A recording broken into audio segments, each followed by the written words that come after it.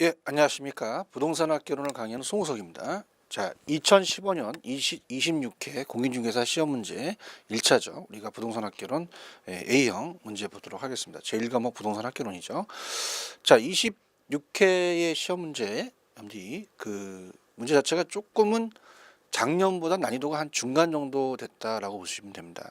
그래서 물론 다른 제 강의를 들으신 분들도 마찬가지지만 고지마트에서도 시험 후기에 좀 많이 또 칭찬을 해 주셔서 너무 또 감사합니다. 그래서 많은 적중이 됐다라고 말씀하셔서 하여튼 여기 고맙고요.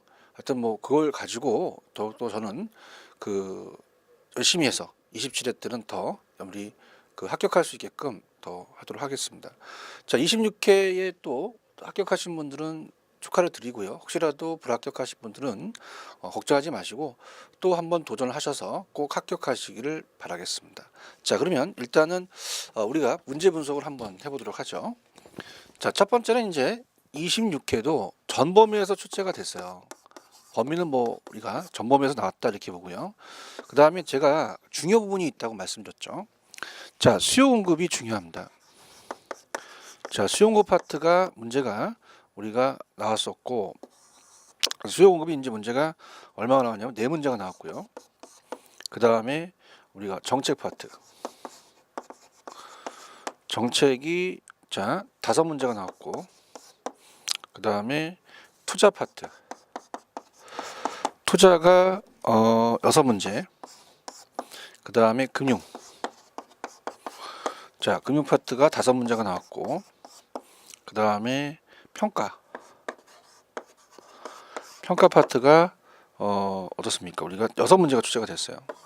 그래서 여기가 이제 26문제가 나왔죠. 그래서 우리가 보통 28에서 한 32문제 정도 나오는데, 올해도 이쪽 파트가 문제 비중이 높다라는 건 계속적으로 이제 27에도 예상되는 거고요. 그 다음에 세 번째가 계산 문제입니다.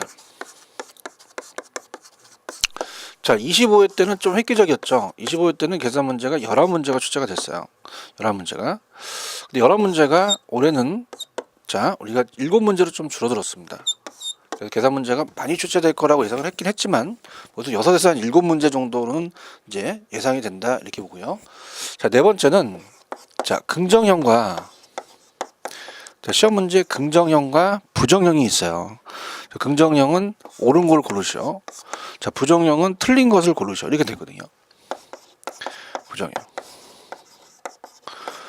그럼 긍정형을 골라라라고 하는 것이 더 시험 문제가 난이도가 높습니다. 근데 부정형이 23문제가 나왔기 때문에 그래서 올해는 난이도는 그렇게 작년보다는 조금 난이도가 중간 정도였다라고 생각을 합니다. 그래서 좀 전에도 말씀드렸지만 난이도는 한 상중하에서 중 정도 된다. 수준 높은 문제는 또 여러분들한테 좀 어려웠던 거라고 좀 볼 수 있죠. 그래서 학교로는 물론 제가 했던 특강 자료나 아니면 요약집에서 많이 적중이 됐다고 말씀들은 하십니다. 그렇지만 여러분이 그렇다고 해서 특강하고 요약집만 너무 생각하지 마시고요. 기본서에 충실을 하셔야 돼요. 부동산 학교는 법이 아니라 학문입니다. 학문이다 보니까 우리가 학문적인 우리가 영향을 주기 때문에 여러 가지를 기본서를 충실하면서 천천히 여러분들 따라오셔야 됩니다. 자, 그러면 우리가 이제 전체적인 파트로 봤을 때 총론입니다. 부동산학 총론. 자, 여기서 이제 3문제 정도가 나왔죠. 그래서 뭘 물어봤냐? 부동산학에 대해서 물어봤습니다. 부동산학의 정의. 그다음에 두 번째는 우리가 부동산의 개념과 분류인데, 개념과 분류는 우리가 문제가 한 문제 정도 나왔죠. 그 다음에 세 번째는 분류 토지의 용어에서 나왔습니다. 그 다음에 특성에서는 문제가 한 문제 배정이 되는데 영속성이라는 게 나왔기 때문에 특성에서 한 문제가 출제가 됐죠. 그래서 총 3문제가 나왔다 이렇게 보시면 되고요. 그 다음에 강론입니다. 그래서 강론 파트는 좀 전에 얘기했듯이 수요 공급이 출제가 많이 되죠. 수요 공급에서 4문제가 출제가 됐습니다. 4문제. 그 다음에 우리가 각각 경기 변동하고 경기 변동에서 하나, 그다음에 세 번째 시장 파트에서 하나, 그다음에 네 번째 지대와 입지에서 한 문제가 나왔고요. 그다음에 정책 파트에서 우리가 5문제가 나왔어요. 그다음에 우리가 투자 파트죠. 투자에서 6, 그다음에 금융에서 5, 그다음에 이용과 개발 파트에서 문제가 4문제가 나왔고요. 자, 감정평가는 문제 비중이 높죠. 그래서 자, 감정평가를 이제 보게 되면 감정평가가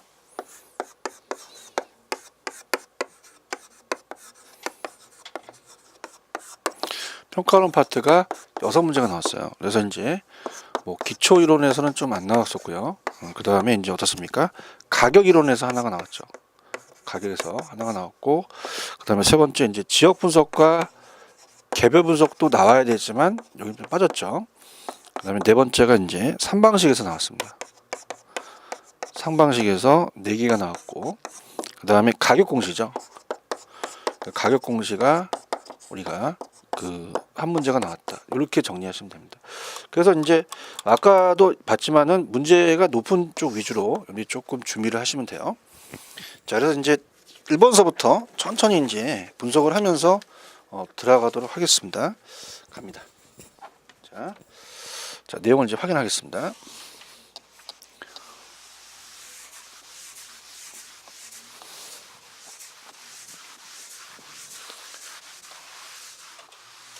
자, 그러면 우리가 이제 1번서부터 들어가도록 할게요.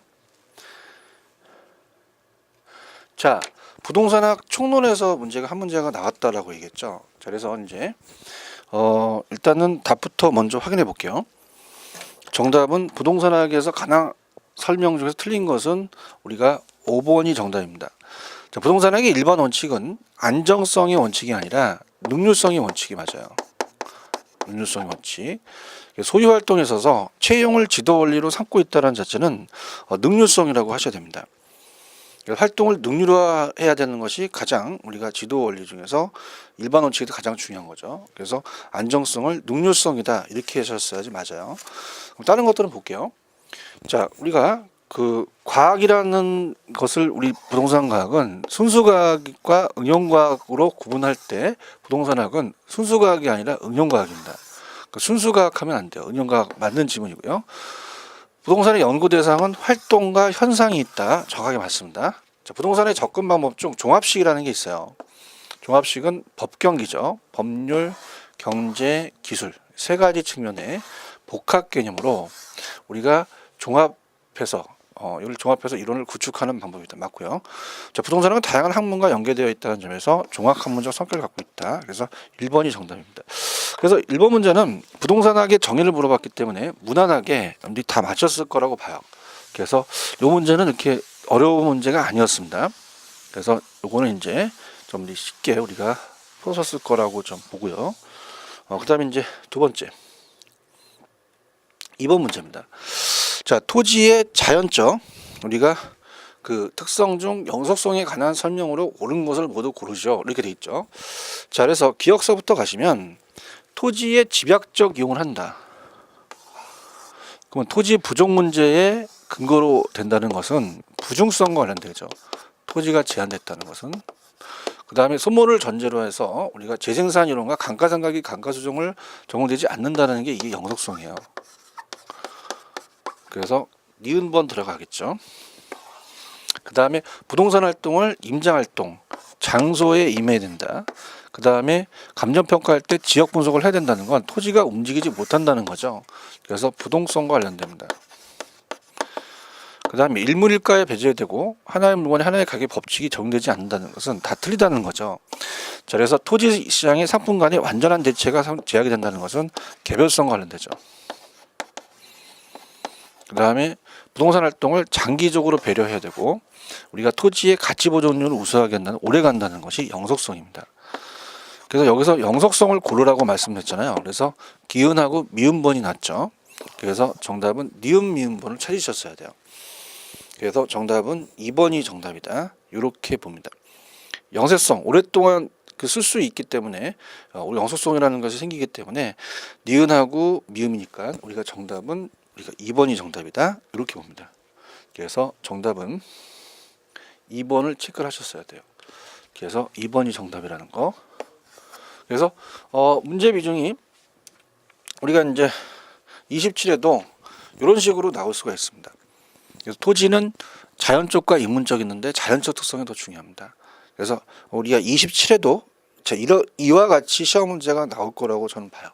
그래서 꼭 2번이다라는 거 꼭 체크를 하시면서 우리가 27회를 준비하시는 분들도 이 자체를 이렇게 시험 문제가 나올 수 있다라는 거를 꼭 염두에 두시고 부동산의 특성, 자연적 특성을 꼭 열심히 공부를 하시기 바라고요. 자, 그다음 3번도 이 부동산의 활동에 따른 토지의 분류 중 지적 공부에 등록된 토지가 물에 침식되어 수면 밑으로 잠긴 토지다. 자, 포락지입니다. 개인의 사유지인 전이나 답이 집안이 절도돼서 무너져 버렸죠. 하천으로 변했습니다. 낙자가 떨어질 낙자죠. 그래서 제가 이걸 포락지를 정확하게 제가 적중됐다는 게 이 포락지의 제 문제 100선에 여기에 들어가 있어요. 그래서 제가 반드시 지적 공부에 등록된 토지가 물에 침식되어 잠겼다 이렇게 했습니다. 빈지가 잠긴 게 아니죠. 그래서 이렇게 해서 1번이 정답이라는 거. 그래서 포락지라는 것도 제가 예상 문제에서 예상을 해서 넣어놨던 게 나왔어요. 그래서 포락지라는 자체도 제가 적중을 했다 이렇게 봅니다. 자, 총론은 이렇게 세 문제로 배정이 됐습니다. 그래서 세 문제 정도는 무난하게 맞추셔서 다 요거는 다 맞히셔야 될 문제입니다.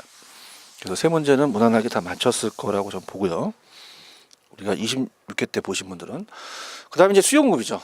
수용급이 이제 문제가 배정이 또 되죠. 그래서 수용급 자체가 이제 좀 전에도 얘기했지만은 다 네 문제가 출제가 됐습니다. 자, 일단은 가볼게요. 자, 부동산 수요 중에서 수요 증가에 영향을 주는 요인을 모두 고른다면 다른 조건은 일정하다고 가정하자. 자, 그럼 어떻게 됩니까? 우리가 실질 소득이 증가했어요. 그럼 소득이 증가하니까 사는 사람들이 많아지니까 우리가 소득이 늘어나니까 당연히 수요가 증가하는 요인이 되겠죠. 기억번이 맞고요. 그 다음에 거래세가 인상을 합니다. 그러면 수요가 감소하죠. 수요가 감소하는 원인이 되겠고, 대출금리가 하락해요. 그럼 이자가 하락하니까 사람들이 돈 빌리기가 쉬우니까 수요가 증가를 하겠죠. 자, 이것도 정답이 되겠고요. 그 다음에 부동산의 가격 상승을 기대합니다. 상승에 대한 기대감이에요. 그러면 우리가 오르기 전에 지금 사겠죠. 그래서 수요가 더 증가한다는 겁니다. 그래서 니을도 맞고요. 그 다음에 인구가 감소해요. 그럼 인구가 감소하면 수요도 감소를 합니다. 그러면 기역, 디귿, 리을 이렇게 맞겠죠. 그래서 여기서 정답은 우리가 4번이 정답이죠. 기역, 디귿, 리을. 자, 이것도 이제 무난하게 수요 증가에 대해서 요인을 물어봤던 것도 여러분들이 문제 자체가 이렇게 어렵진 않았죠. 무난했다라고 봅니다. 그래서 4번 우리가 수용급에서 수요 증가에 대해서 우리가 영향을 주는 요인을 모두 고르셔 4번 기역, 디귿, 리을 이렇게 해서 보시면 되고요. 그렇다면 이제 27회 때는 어떻게 돼요? 수요가 감소되는 영향을 주는 요인을 또 물어볼 수가 있죠. 자, 이렇게 해서 준비를 하시고요. 그 다음 이제 5번은 자, 약간 요 문제보다는 조금 난이도가 있습니다. 그래서 부동산 수요 및 공급에 관한 설명으로 틀린 것은 돼 있어요. 다른 조건은 일정하다고 가정하자. 자, 요거 정답은 3번이 먼저 정답입니다. 3번을 이렇게 생각을 해본다면요. 주택 가격이 상승을 합니다. 그러면 분양 아파트 가격이 올라가니까 자, 당연히 주거용지에 대한 공급을 늘리려고 하니까 주거용지의 공급량이 늘어날 거예요. 자, 우리가 주택에 대한 공급을 늘리니까 공급이 감소한다는 게 아니라 증가한다고 보셔야죠. 여기가 틀렸다고 봐야 됩니다. 그래서 감소가 아니라 증가된다. 자, 1번 아파트와 단독주택 관계가 대체제라고 나와 있죠. 그럼 아파트의 가격이 상승하면 단독주택 수요가 증가하죠. 그래서 우리가 어떻습니까? 다시 또 단독주택 가격을 상승시키겠죠. 그 다음에 2번 건축 우리가 기자재 가격이 상승했다. 그럼 주택 가격이 변하지 않는다면 주택 공급은 또 감소할 것이죠. 그래서 가격이 변화 없으면 또 우리가 감소할 수도 있다는 거죠. 왜냐하면은 이 기자재 가격이 상승한다는 건 건축 원자재 가격이 올라가잖아요. 공급이 감소할 수 있고, 완전 경쟁 4번 완전 경쟁 시장에서 부동산 공급량은 현 한계 비용 곡선이 가격 곡선과 일치하는 지점에서 결정이 된다, 이렇게 또 얘기를 했습니다. 그래서 공급량에 대해서 우리가 이 공급 곡선 한계 비용 곡선과 가격 곡선이 일치하는 점에서 결정이 된다는 것도 예전에 말씀드렸고요. 자, 부동산의 물리적 공급은 단기적으로는 비탄력적이다. 자, 단기적으로는 공급하기가 힘들어요. 그렇기 때문에 우리가 탄력적이 아니라 비탄력적이다, 이렇게 해서 맞죠. 그래서 정답은 3번이 정답입니다. 자, 그리고 또 난이도가 있었는데 일단 물어봤던 취지는 우리가 쉬웠던 문제라고 볼 수 있죠. 이렇게 해서 보시고, 그 다음에 6번은 입지 파트입니다. 네일리의 소매 인력 법칙이죠. 그래서 입지에서는 문제가 상업 입지에서 네일리, 허프, 컨버스가 나오는데, 제가 이제 네일리도 나올 수 있다라고 해서 네일리도 제가 편법을 가르쳐 드렸었어요. 그래서 그 야매로 이제 푸는 방법도 있긴 한데, 자, 네일리의 소매 인력 법칙을 적용할 경우 다음과 같은 상황에서 여기 안에 우리가 들어갈 숫자가 오는 것은, 그러면 어떻게 됩니까? 자, 인구 1만 명인 A 도시와 자 5천 명인 B 시가 있다. 그럼 A 시와 B 시 사이에 인구가 9천 명의 신도시가 C가 들어섰답니다. 그럼 신도시의 C로부터 A, B까지의 직선거리는 각각 1km, 2km인데 신도시 C의 인구 중 비구매자는 없다라는 것은 어때요? 모두 구매를 한다는 얘기예요. 그러면 A, B에서만 구매 활동을 한다고 가정할 때 C도시의 인구 중에서 9천 명에서 A 시로서의 유인구는 몇 명이고 B 시로서의 유인구는 몇 명이냐, 이렇게 돼 있죠. 자, 그러면 편법을 제가 가르쳐 드리긴 했어요. 근데 이제 우리가 정확하게 푼다면 A와 B가 있죠. 그럼 A와 B가 있다. A가 더 크죠. A시가. 그럼 A시가 인구가 1만 명이고, 자, B시는 5천 명이라고 되어 있습니다.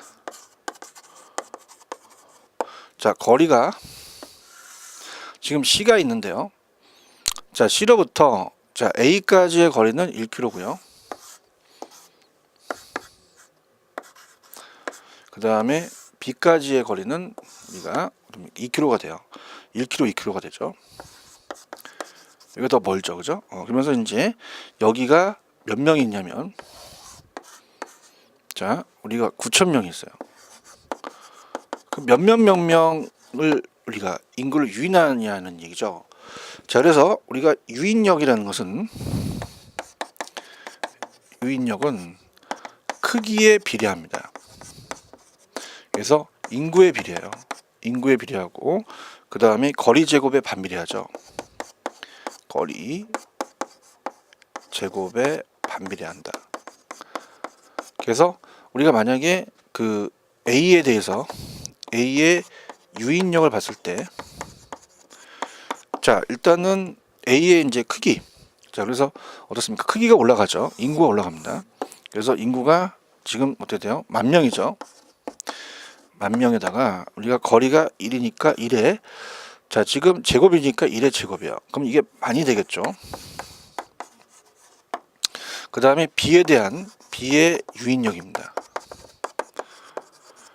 그럼 B는 자 5천 명이 되잖아요. 5천 명 인구가 5천에다가 거리가 2죠. 2의 제곱이 됩니다. 2는 4가 되니까 얘는 얼마가 끌어당기냐면 1250이에요. 그러면 어떻습니까? 이 A와 B를 봤을 때 당연히 A에 대한 게 더 유인력이 크겠죠. 그럼 A 쪽이 높은 것을 찍으셔야 돼요. 그죠? 그럼 여기서 지금 다 A 쪽이 높으니까 뭐 찍을 수는 없겠죠. 그러면은 우리가 지금 A로 갈 수 있는 그 확률로 본다면, 자, A와 A, B를 더해요. 그럼 A는 지금 얼마예요? 만이고 끌어당기는 게, 자, 만이고, 그 다음에 얘는 만하고 B는 1250입니다.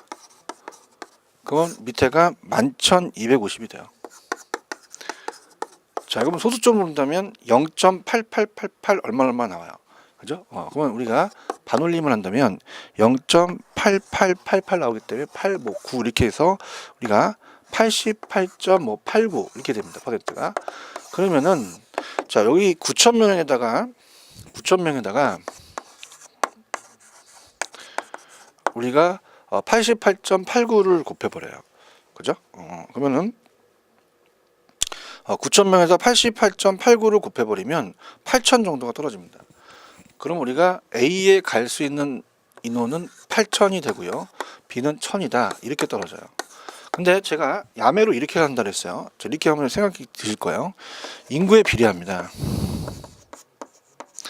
그래서 처음에 이 기출문제 강의를 들으신 분들은 이거는 이해를 못 하실 거예요. 근데 나중에 제가 레일리의 수비인력 법칙을 편법으로 푸는 방법이 있습니다. 그럼 A와 B가 있다. 그럼 당연히 엄마 어떻겠습니까? A와 B가 얘가 1만 명이고 얘가 5천 명이면 2대 1이라는 얘기예요. 그다음에 거리 제곱의 반비례예요.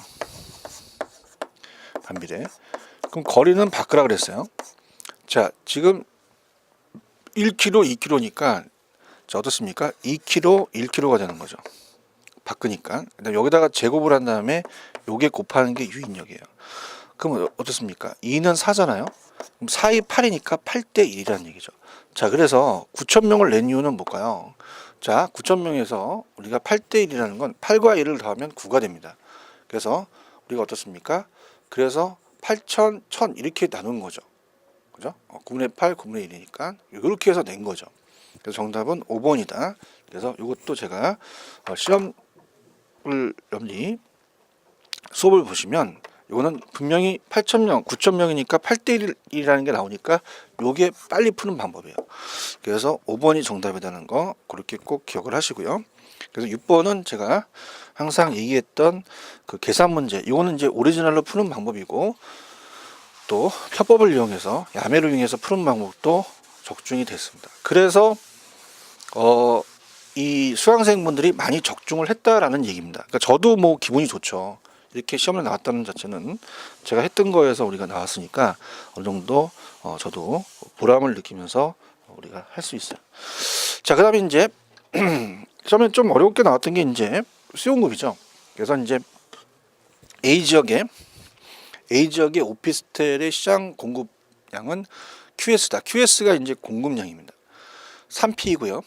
그다음에 A 지역의 오피스텔 시장 수요 함수가 QD1은 이제 수요 함수죠. QD1은 1200-P에서 QD2는 1600-P로 변화하였다.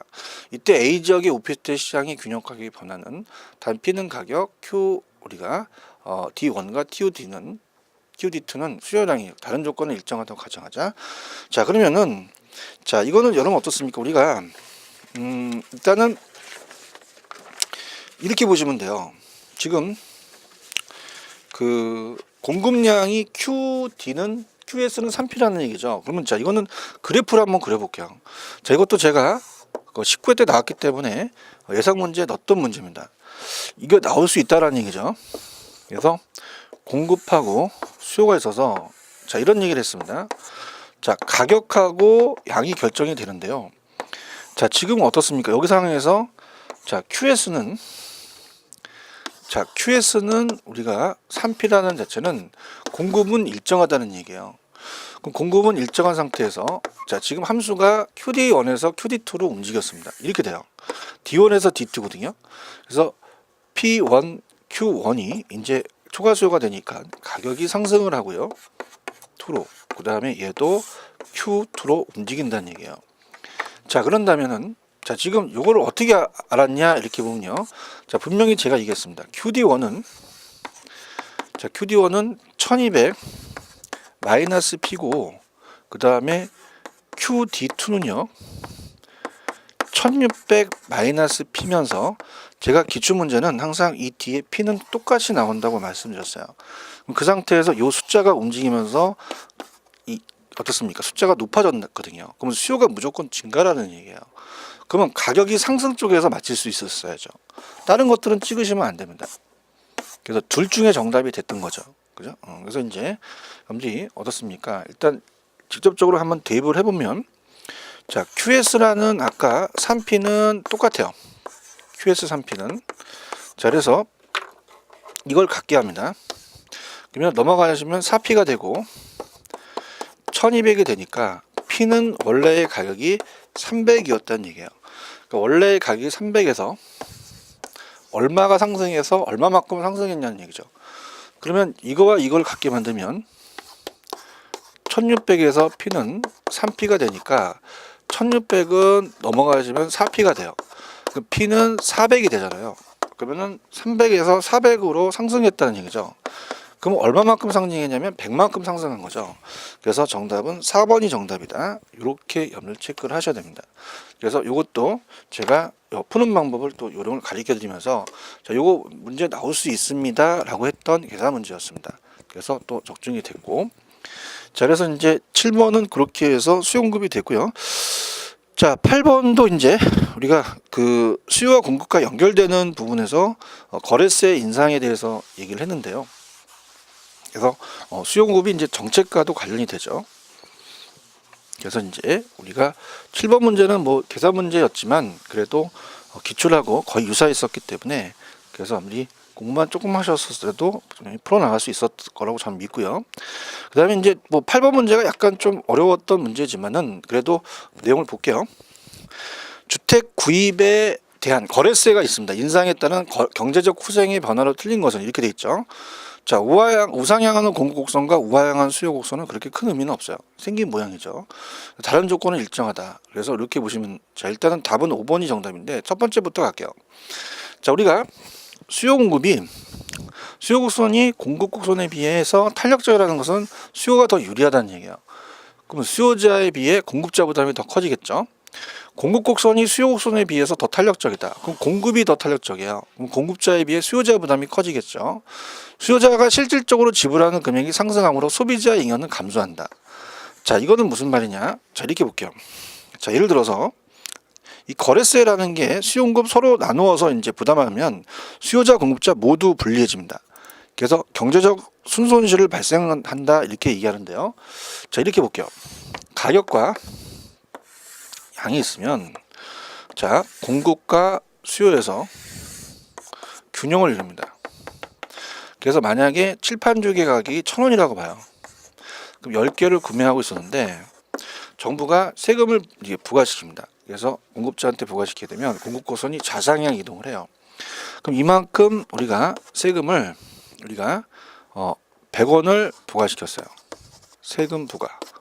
항상 제가 수업 시간에 얘기를 하는 건데, 그럼 어떻습니까? 우리가 세금을 부과한 것만큼 전가시키죠. 그래서 가격이 올라가게 돼요. 그 가격이 올라가게 되면 만약에 1,060원을 우리가 만약에 소비자가 냈어요. 그럼 어떻습니까? 그 밑에 부분을 공급자가 부담을 한 거죠. 요거는 공급자가 부담을 하고, 자, 위에 있는 요 부분을 우리가 어떻습니까? 소비자가 부담을 하게 돼요. 그럼 어떻습니까? 우리가 양이 확 줄면서 거래가 줄어들죠. 그렇죠? 그러면서 우리가 이 소비자는 금액이 올라갔으니까 60원만큼 더 내야 되잖아요. 소비자의 잉여는 감소했다는 얘기죠. 그죠? 그래서 이제 우리가 정확하게 본다면 이렇게 해서 이 부분이 이제 우리가 이 생산자 잉여고 얘가 소비자 잉여입니다. 근데 이 자체가 줄어들었다는 얘기입니다. 그죠? 감소했다는 얘기죠. 요만큼 이제 후생 손실이 생긴다는 건데 이런 건 뭐 연비 생각하실 필요가 없고 그냥 소비자가 가격이 상승했으니까 어때요? 이해를 하시면 아, 얘가 금액이 1,000원인데 1,060원으로 상승했으니까 60원만큼 더 부담을 했죠. 소비자가 원하는 잉여는 감소했다는 건 이렇게 기억을 하셔야 됩니다. 자, 이거 이해하실 수 있다고 보고요. 그 다음에 이제 공급자가 받는 가격이 자, 이렇게 봅니다. 자, 하락했어요. 그래서 공급자가 받는 실질적인 가격이죠. 그죠? 생산자 가격이라고 하는데, 자, 그럼 무슨 말이냐? 얘가 1,000원에서 우리가 100원을 부과시키면 얘가 60원 부담하고 공급자가 40원을 낸 겁니다. 그럼 실질적으로는 1,000원에 파는 게 아니죠. 960원에 팔아버린 거죠. 그럼 공급자가 받는 실질적인 생산자 가격이 하락했다는 겁니다. 그래서 생산자가 받는 잉여가 또 감소됐다는 거죠. 그래서 그만큼 우리가 이 잉여가 줄어들었다는 얘기예요. 그죠? 그래서 어떻습니까? 감소됐다는 거죠. 그럼 거래세 인상에 의해서 세수입 증가분은 정부의 기속됨으로 자, 세금은 정부가 기속된다고 하더라도 전체적인 후생 손실을 봤을 때 경제적 순손실은 발생되지 않는 게 아니라 지금 생산자 잉여와 소비자 잉여가 감소됐기 때문에 이 손실분이 발생한다는 거죠. 그래서 이 어떻습니까? 거래세를 증가하게 되면 우리 인상을 하게 되면 수요 공급 서로 나누어서 부담하기 때문에 수요자 공급자 모두 불리합니다. 그래서 경제적 순손실이 발생하지 않는 게 아니라 발생한다고 하셔야 돼요. 그래서 거래량이 줄고 사회적 후생 손실이 발생합니다. 그래서 밑에 우리가 거래세 우리가 인상에 인한 세수입 증가분은 이 정부에 기속하게 되므로 경제 순손실은 발생하지 않는다가 아니라 발생한다라고 하셔야 돼요. 사회적 후생 손실이 발생한다는 얘기죠. 그래서 요게 연비 틀렸다고 봐야 돼요. 그러니까 소비자 잉여와 생산자 잉여가 주면서 우리가 전체적인 이 어떻습니까? 이 사회적 우리 그 경제적 순손실을 발생한다라고 해야지 발생하지 않는다라는 게 틀렸죠. 이게 좀 어렵긴 했지만 그래도 충분히 강의를 들었던 분들은 이렇게 해서 제가 예상 문제에서도 공급자가 원하는 가격은 자기가 원하는 이 생산자 잉여는 감소하고 소비자 잉여도 감소해서 우리가 거래가 줄더라 이렇게 얘기했었죠. 그죠? 그래서 발생하지 않는 데 아니라 발생한다라고 하셨어야 됩니다. 그래서 이게 조금 난이도가 있었다라고 보는데 그래도 뭐 다른 지분이 우리가 정확하게 맞기 때문에 얘가 틀린 거를 잡아낼 수 있었다는 건 뭐 우리가 쉽게 잡았을 거라고 전 보고요. 자, 그 다음에 이제 우리가 9번으로 갑니다. 자, 9번으로 가시면 금융 파트죠. 금융 파트 우리가 들어가 보도록 할게요. 그래서 요번에 시험 문제가 금융 파트는 5문제가 출제가 됐습니다. 예상됐던 문제가 더 나왔죠. 그래서 이제 우리가 부동산 금융에 관한 설명 중 틀린 것은 먼저 답부터 보면 2번부터 틀렸죠. 자, 시장 이자율이 대출 약정이자보다 높아지면이 아니라 낮아졌을 때요. 자, 어떻습니까? 대출 약정이자라는 자체는 지금 이 약정이자가 차입자가 고정금리로 대출을 받은 이자거든요. 그럼 시장이자가 약정이자 높은 게 아니라 낮았을 때라고 하셔야 돼요. 그럼 어떻습니까? 차입자는 기존 대출금을 조기상하는 것이 유리하다. 자, 고정금리 차입자가 싸게 빌려서 우리가 비싼 이자 갚아버리면 되거든요. 그죠? 이자가 싸니까. 그래서 조기상환 해버려요. 만기 전 변제라고 하죠. 그래서 높아지면이 아니라 낮아지면 이렇게 가셨어야 돼요. 낮아지면. 그래서 이것도 제가 예상했던 겁니다. 그래서 제가 조기상환 그러면 시장 이자율이 낮을 때 이렇게 암기하라고 말씀을 줬죠. 그래서 적중이 됐어요. 자, 그러면 1번 한국주택금융공사는 주택저당 채권을 기초로 해서 주택저당증권 MBS를 발행하죠. 하고 있다. 자, 3번 자금 조달 방법 중 부동산 신디케이트는 제가 지분금융이라고 그랬죠. 이 신디케이트는 투자자 모집회이기 때문에 우리가 투자자한테 지분을 판매하는 거죠. 지분형이다. 그래서 지분금융도 계속 강조했었고 부동산 금융은 부동산을 운영 대상으로 해서 필요한 자금을 조달하여 일련의 가정이라고 할 수도 있다. 자, 프로젝트 파이낸싱은 금융은 수구가 아니라 비수구라 그랬어요. 근데 제가 제한적 수구 금융이라고 분명히 말씀드렸죠. 정답은 2번이 정답이다. 이렇게 보고요. 자, 10번은 제가 니츠는 꼭 나온다고 말씀드렸죠. 그래서 니츠 그래서 예상했던 것만큼 니츠도 나왔습니다. 그래서 리츠에 대해서 우리가 보겠는데요. 우리나라의 그 부동산 투자회사의 리츠에 관한 설명으로 옳은 것은 이렇게 되어 있어요. 자, 우리가 자기관리는요. 1번이 맞죠. 제가 이 부동산 투자의 설립자본금이 나올 것이다 얘기했어요.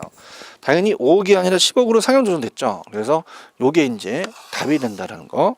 그래서 이렇게 해서 봅니다. 그래서 리츠라는 자체는 법이 올해 안 바뀌었습니다. 근데 이제 시험이 끝나고 이제 법이 좀 바뀌었어요. 그래서 내년을 준비하시는 분들은 니츠는 법이 싹 바뀔 겁니다. 그래서 올해 시험만 이 법이 안 바뀌었기 때문에 10억이라는 걸 1번 수월하게 맞췄을 거라고 보고요. 그 다음에 위탁관리는 어떻죠?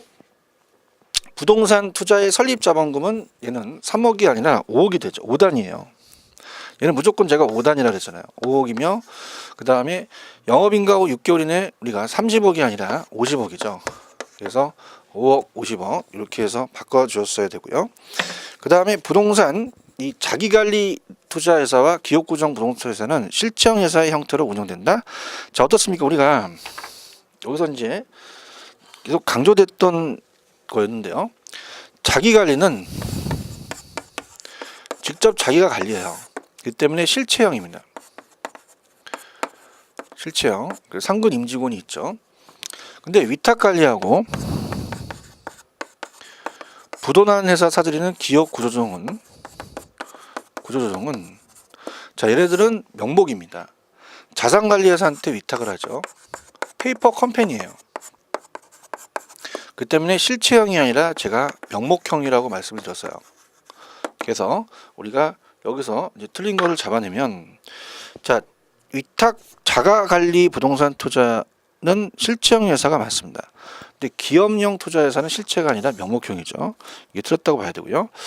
자, 위탁관리 부동산 투자회사는 본점 외에 지점을 설치할 수 있다가 아니라 없다고 하셔야 돼요. 없으면 직원을 고용하거나 상근임을 둘 수가 없다라고 하셨어야 합니다.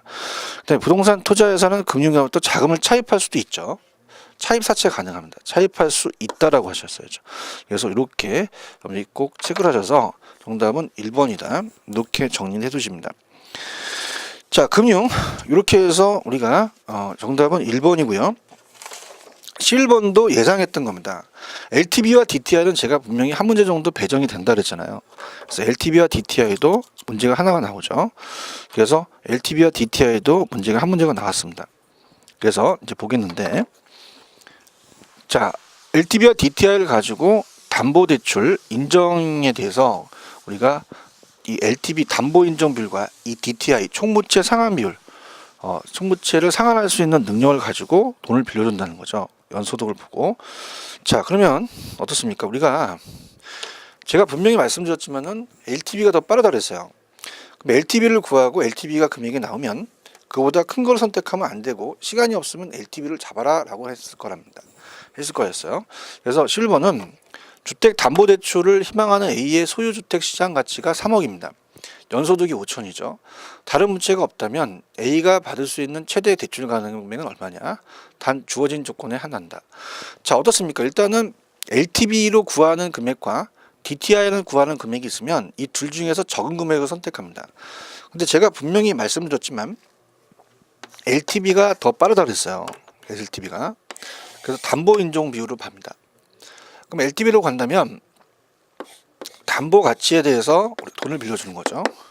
담보 인정 비율이요. 그럼 얘가 60%고, 자, 우리가 담보가액이 얼마입니까? 자, 시장 가치, 주택 시장 가치가 3억이기 때문에 3, 6, 18, 1억 8천만 원이라는 거죠. 그럼 1억 8천만 원까지 빌려준다는 얘기예요. 그러면 우리가 계속적으로 연습을 해봤지만은 1억 8천을 더 빌려주진 않겠죠. 그럼 시간이 없으셨다면, 자, 우리가 이 얘와 얘는 절대 답이 될 수가 없었다는 얘기죠. 그러면 3번을 찍을 확률이 많았죠. 왜냐하면 LTV는 확실히 구했으니까. 근데 DTI가 어떻게 될지 모르기 때문에 이제 여기서 이제 좀 더 우리가 검사를 하셔야죠. 그럼 DTI는 어떻습니까? 우리가 DTI는 연소득에 대해서 DTI에 대한 비율이죠. 40%입니다. 그럼 연소득이 5천만 원이잖아요. 그럼 5천만 원이니까 전체의 원리금이 2천만 원이 됩니다. 그러면 우리가 원리금은 대출 가능 금액 곱하기 저당 상수죠. 그러면은 이 저당 상수를 원리금으로 나눠버리면 대출 가능 금액이 나옵니다. 그래서 제가 출제원들은 밑에 분모를 0.1로 낼 가능성이 높다 그랬어요. 왜냐하면 그래야지만 딱 떨어지잖아요. 그래서 우리가 10% 0.1을 이제 넣게 되면은 당연히 2천만 원이니까 공 하나가 더 붙죠. 그럼 2억이라는 얘기예요. 자, 그러면 여러분 생각해 보세요. LTV는 1억 8천이고 DTI는 2억이기 때문에 이 둘 중에서 적은 금액을 선택합니다. 당연히 그러면 1억 8천을 찍으셨어야죠. 자, 그래서 우리가 이 27회를 준비를 하시는 분도 LTV와 DTI를 물론 뭐 정확하게 하나씩 풀어서 우리가 답을 맞춰내는 게 중요하지만, 시간이 없다 그러면 찍는 것도 참 중요합니다. 그러면 어떻습니까? 3억에다가 60%니까 3, 6, 18, 1억 8천이에요. 그럼 1억 8천보다는 2억과 2억 2천은 절대 답이 될 수 없습니다. 그럼 1, 2, 3번이 정답인데, 여러분 시간이 없다 그러면 LTV와 DTI 줄 중에서 하나잖아요. 그럼 우리가 만약에 시험지를 거두래요. 그러면 어떻습니까? 확률이 이 셋 중에서 얘가 될 확률이 더 크다는 얘기죠. 그래서 3번이 정답이라는 거 그렇게 염두에 가시고, 자, 그 다음에 또 12번도 제가 말씀드렸는데 저당 상환 방법이 원금하고 원리금 상환 방식이 있는데, 자, 이 둘 중에서 상환 방식이 출제가 될 것이다. 근데 첫 해 1회차는 분명히 나왔기 때문에 이번에는 2회차가 나올 것이다. 저도 깜짝 놀랐어요. 2회차가 나왔죠. 그죠? 그래서 우리가 들어가 본다면, 자, 주택 구입을 위해 은행으로부터 2억 원을 대출받았습니다. 그래서 대출 조건이 다음과 같을 때 2회차에 상환해야 원리금이죠. 그래서 단 주어진 조건에 한한다. 자, 대출 금리는 고정금리고요. 그 다음에 연 5%고 대출 기간은 20년입니다. 자, 요게 제일 중요해요. 상환 조건이 뭐냐? 자, 원리금 상환 조건이 원금 균등 상환 방식이야. 원리금이 아닙니다. 연 단위로 매 기말 상환한다. 이렇게 본다면, 자, 우리가 어떻습니까? 우리가 일단은 2억이 대출 금액이고, 그 다음에 2회차죠. 2회차. 2회차에 우리가 원리금입니다. 원리금은 원금과 이자를 더한 거죠. 자, 이거를 구하라 그랬어요. 그럼 우리가 고정 금리고 연 5%고 20년이고 원금 균등 상환 방식이죠. 그럼 원금 상환액은 어떻게 구해요? 간단히, 자, 대출 금액, 대출 금액에다가 납입 횟수를 나누는 거죠. 납입 횟수. 그러면 우리가 2억에다가 당연히 20년입니다. 그러면은 1,000만 원이 되겠죠. 1,000만 원. 그러면 1,000만 원씩 원금이 상환되잖아요. 그러면 2회차라고 했으니까, 자, 2회차에 원금도 1,000만 원이 될 겁니다. 1,000만 원. 그러면 이자를 구해야 되는데, 이자는 이제 남아있는 금액에다가 이자를 곱하죠.